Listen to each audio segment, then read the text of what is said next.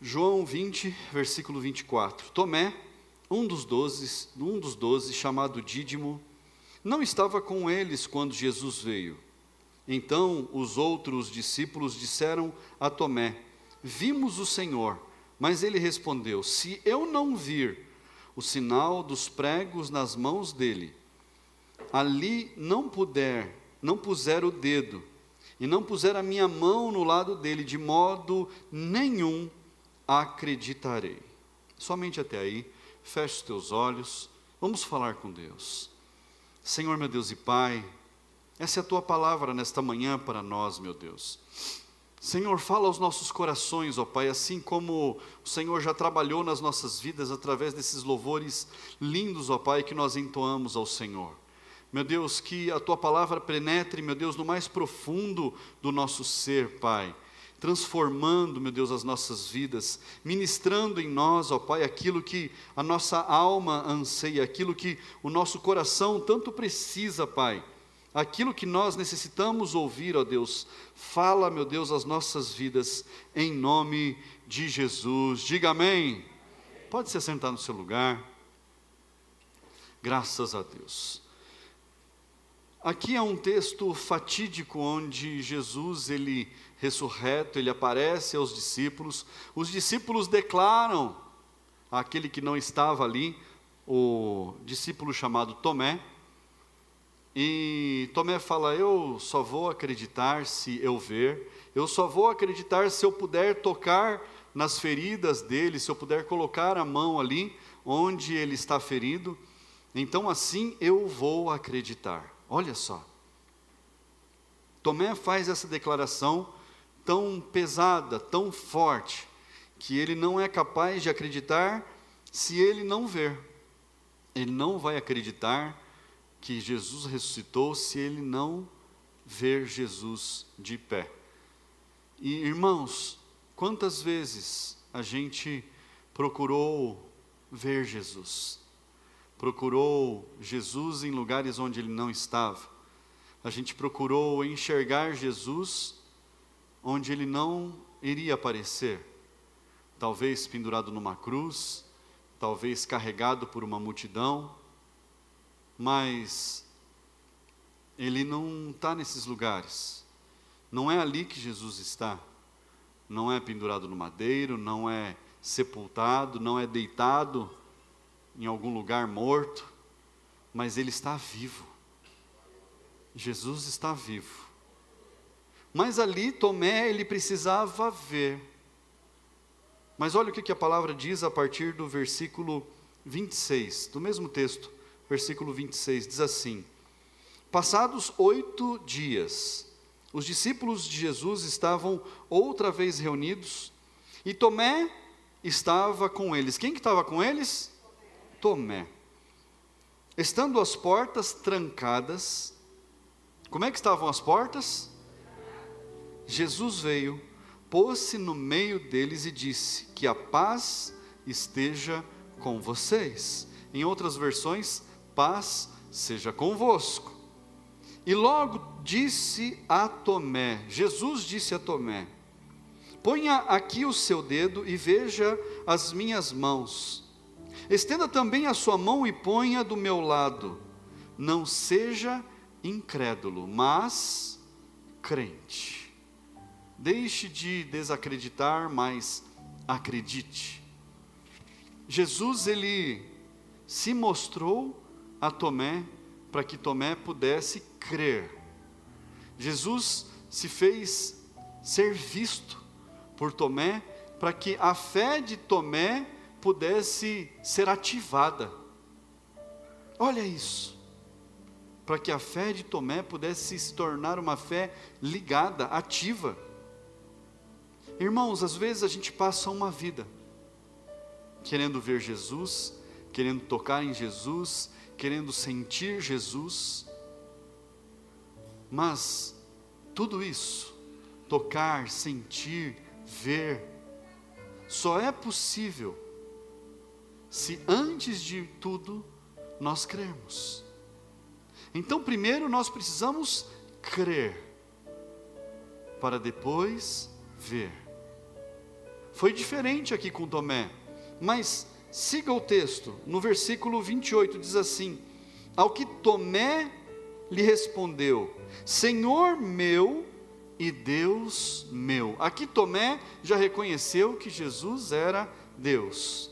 Jesus lhe disse, e aqui Jesus, ele dá uma paulada em Tomé, ele fala assim: você creu porque você me viu? Bem-aventurados são os que não viram e creram. Felizes são aqueles que não viram, mas creram. Felizes são aqueles que não vão me ver morto, nem vivo, mas vão crer. Felizes são aqueles que não estarão nem perto de ver um corpo, mas eles vão crer antes de tudo. E você só está aqui hoje porque antes de qualquer coisa, você acreditou. Você acreditou que Ele morreu por você. Você acreditou que Ele viveu por você. Você acreditou que a palavra dEle é verdadeira. E você acreditou principalmente que Ele ressuscitou dos mortos, que Ele está vivo. E é porque Ele está vivo que a sua fé se tornou ativa. É porque Jesus está vivo que você teve fé. Você não viu um Jesus com as feridas nas mãos, com o corte ao lado do corpo. Você não viu um túmulo onde tinha um corpo de Jesus lá colocado. Você não viu nada disso.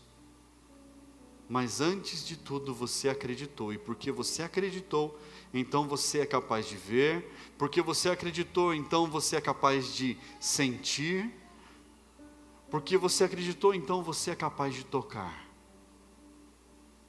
E aí você começa a sentir, tocar Jesus, você começa a ver Jesus onde ninguém mais é capaz de ver.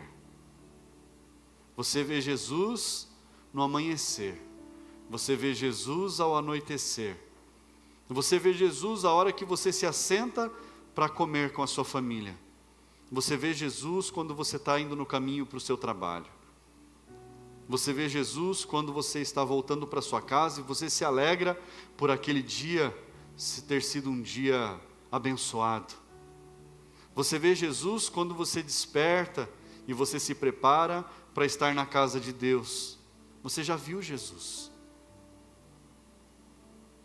Você já enxergou Ele.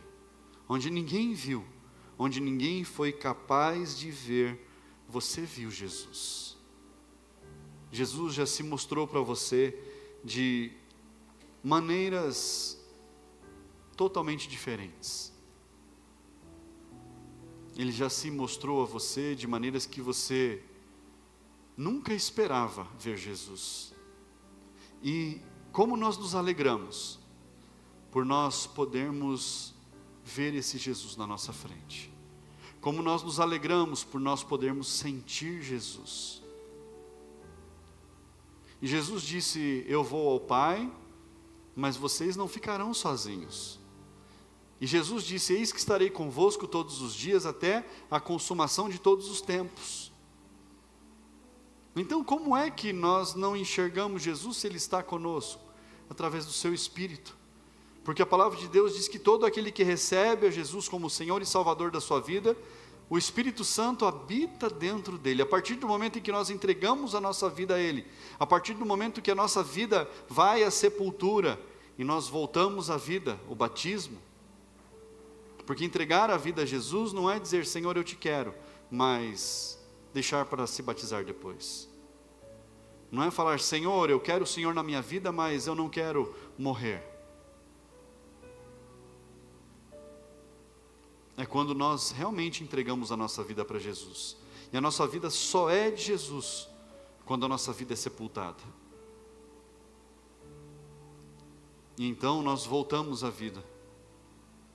E ali o Espírito Santo, ele tem morada em nós. E a partir do momento em que o Espírito Santo tem morada em nós, é que nós passamos a enxergar melhor Jesus, passamos a sentir melhor Ele, nós podemos tocar Ele. E isso, irmãos, é algo sobrenatural, é algo glorioso. E a palavra de Deus diz que nós devemos negar a nós mesmos. Nós devemos nos diminuir para que Ele cresça. E esse é o tema desse ano, que Ele cresça. Ele deve crescer em nós, mas para Ele crescer em nós, nós precisamos nos diminuir.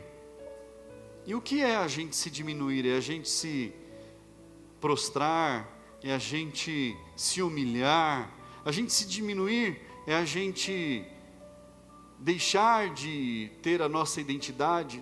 Não. A gente se diminuir é a gente acordar numa manhã como essa e falar: Senhor, eu não sou nada sem Ti. Como eu preciso de Ti. Como eu dependo do Senhor. Senhor, eu não sou capaz de me levantar da cama se o Senhor não me der a vida. Diminuir a você para que Ele cresça é você falar: Senhor, eu estou vazio, porque só o Senhor é capaz de preencher a minha vida. Um dia, uma mulher viúva foi procurar o profeta, e esse profeta, ele falou para ela assim: o que você tem em casa? Porque ela precisava pagar as dívidas, ela precisava quitar todas as contas, porque o marido havia morrido e havia deixado contas, e os credores queriam levar os filhos dela para serem escravos. E o profeta falou assim: olha, o que você tem em casa? Ela falou: não tenho nada, profeta. Não tenho nada na minha casa, além de uma botija de azeite. A botija de azeite, irmãos, era uma vasilhinha bem pequenininha. Ela falou: só tenho uma botijinha de azeite. É a única coisa que eu tenho na minha casa.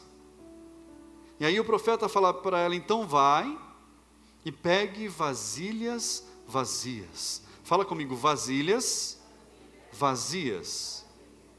Pegue com todo mundo que você conhece. Encha a sua casa.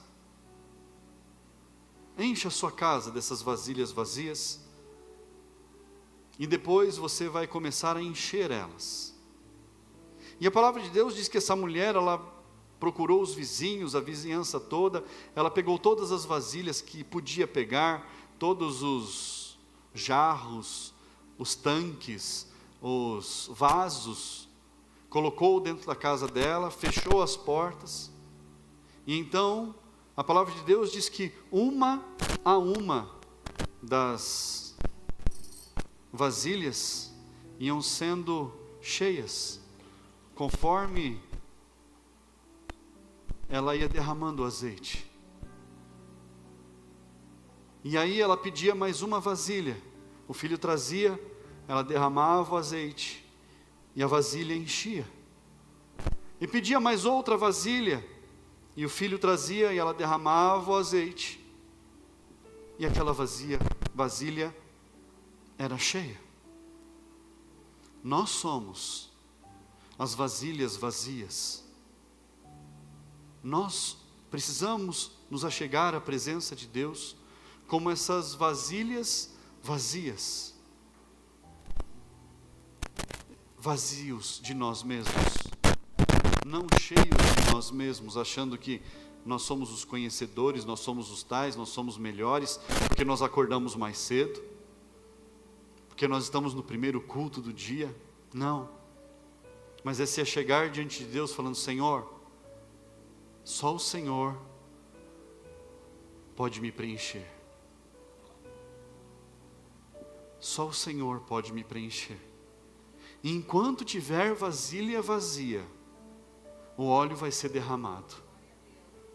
Enquanto nós estivermos vazios de nós mesmos, Deus vai derramar o óleo. Deus vai nos capacitar.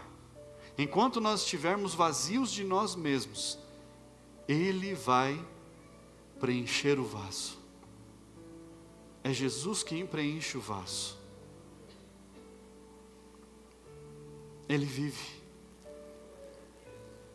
Mas Ele não está pairando no ar, numa nuvenzinha, não está esperando as portas da igreja, não. Ele está aqui dentro, vivo dentro de nós. Fala comigo, Ele vive. E é por isso que nós cremos. É porque Ele está vivo. É porque Ele ressuscitou. Eu vou pedir para você ficar de pé no seu lugar. Nós vamos cantar esse louvor, que foi cantado, o primeiro louvor hoje, porque Ele vive. E quando você cantar esse louvor, se esvazie de você mesmo. Se tem alguma coisa aí dentro ainda para ser tirada, se esvazie de você. E fala, Senhor, preencha a minha vida. Preencha a minha vida, porque eu preciso tanto de Ti. Seja você uma vasilha vazia, todas as vezes que você entrar na casa, todas as vezes que você estiver na casa, seja uma vasilha vazia.